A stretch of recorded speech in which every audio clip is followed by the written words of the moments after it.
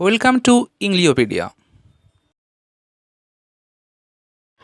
আমি হয়তো আসতে পারি, তো এটা ইংরাজি কি হবে?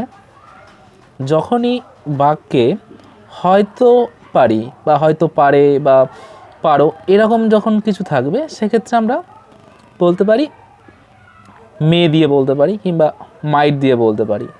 যদি মে দিয়ে বলা হয় হি মে কাম বা হি মাইট কাম।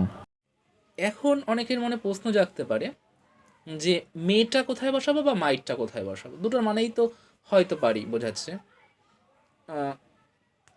তখন বলতে হবে যে মেটা হলো সম্ভাবনা যখন 50% থাকবে, যে আমি হয়তো যেতে পারি, বা এটা চান্স হচ্ছে 50%, যেতেও পারি নাও পারি, 50-50 চান্সেস রয়েছে, সেক্ষেত্রে আমরা বলে দেবো আই মে গো।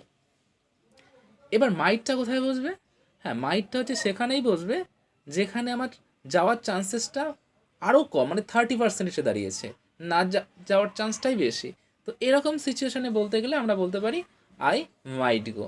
দুটোর মানে কিন্তু বাংলাতে একই বোঝাচ্ছে, যে আমি হয়তো যেতে পারি। আই মাইট গো বা আই মে গো হচ্ছে ডিফারেন্সটা হচ্ছে এই 50% আর 30%, এছাড়া কিছুই নয়। আমরা দুটো বাক্যই বলতে পারি, কোনো গ্রামারিক্যাল ভুল নেই।